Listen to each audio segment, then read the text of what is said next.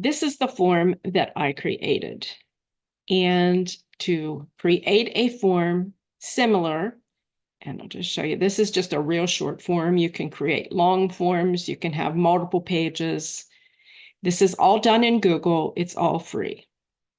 Okay, so you would go to New and you would select Google Forms. It will bring you a blank form. The most important thing is to give your form a title. And I'm just going to put test here. And then go up here and click on this to make sure that it has recorded the name. That way, when you go back, you can find it. You have the title, then it asks for a form description. And this is an example of a form. And you can add anything. You can add a photo over here on the right. It shows you there's an add image if you want to add another title or another description. And the most important one is add a question. So we already have the first untitled question here. What do you want to learn? Will be the question. And you have a choice over here of what type of questions. So this is like an open-ended question. So I could say a short answer if I only want them to enter a few words, or a paragraph. So I'll say a short answer.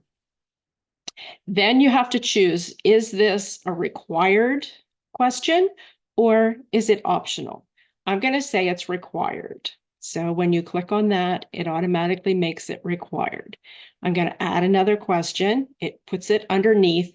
At any time, you can move the question up or move it down, move it around. Here's the delete button, a little trash can, and you can make a duplicate question if you wanted to and just edit it.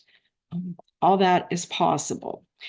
Why do you want to learn about your topic? There's another question, and I'm going to leave it as paragraph. And I'm also going to make it a required question. Oh, and guess what I forgot? I forgot to ask them what their name is. So I can add a question and I can say name. I always like to do them separate. First name, and I'll tell you why in just a second. And a short answer is what I want. I just want their first name. Then I will add another one, last name. And I want short answer for that. And that's going to be required. And I'm going to move that up to the top. Why I want their names separately is these are going to be exported out to a spreadsheet. And if I want to put them in alphabetical order by last name, I need to have the last name separately.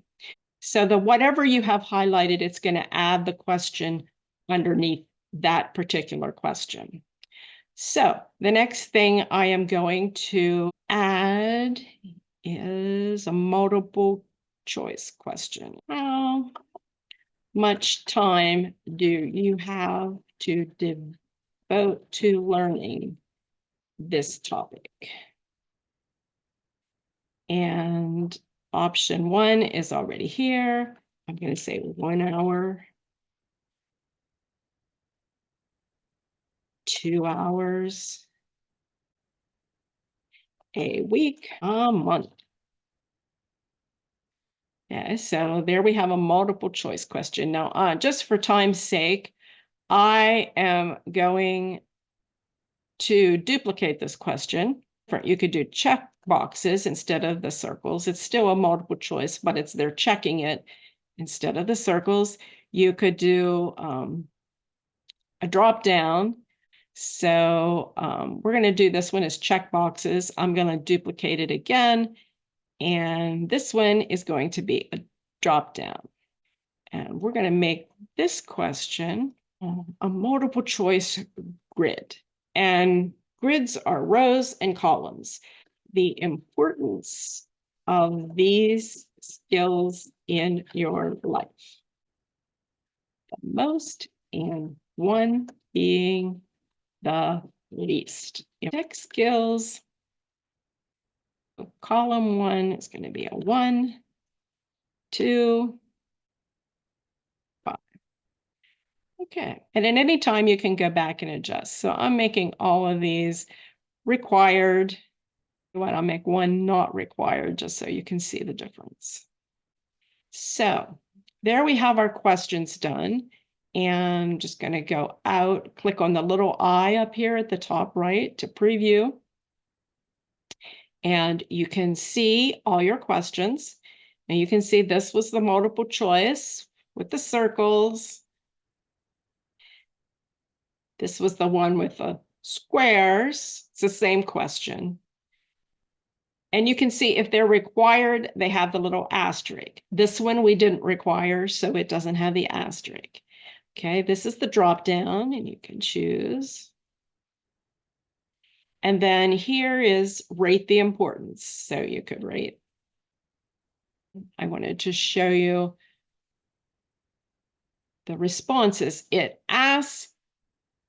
automatically goes to accepting responses. So if you didn't want to accept a response, you want it turned off. I like to see things in a spreadsheet so I can sort them and rearrange things. So link to a spreadsheet. You tell it you want to create a new spreadsheet.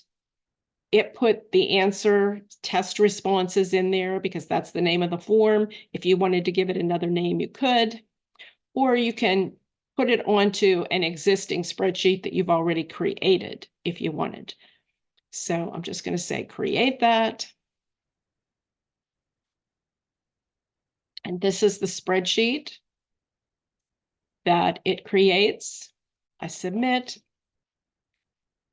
There you go. Now, if I go back here to my spreadsheet, you see that the information I just submitted is on that spreadsheet. And when the time comes, I could sort it by last name, sort it by what they want to learn, any of the columns.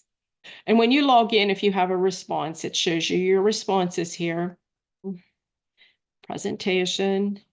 If you go under that, if you want to show, like if you have a real long form and you want to show a progress bar, you have that option. The confirmation message that the person receives afterwards, you can edit that. It automatically says your response has been recorded. You can change that. You'll see this form has a purple background. I'm not a fan of purple, so I would probably change it to blue, or you can change it to any color you like. You could also add an image, and there are built-in images, or you can add your own. On this one, I added my own. I added a photo that I had taken to the top. It represented travel. When I added that photo, it picked the colors of the photo out and put them here for me to choose for the background. You can also change the font. I usually just use what is in there. I don't need to make major changes for a simple form. You can also make your words bold, italicized, underline. You can put a link in. One of the things that you will need to do is, after you have previewed it and it suits you, you can click on the send button. And the send button allows you to enter people's names, to invite them to fill out your form. You can send a message, and you can include the form in the email if you wish, or send the link. If you want to embed it, you can click on the code here, and this is embed HTML, or you can click here to just get the link. And I always shorten the link because I don't like real long links. So you shorten it, click copy, and then you can paste it into an email or paste it into Facebook, paste it wherever you desire. And there you have it. That is how you create a form.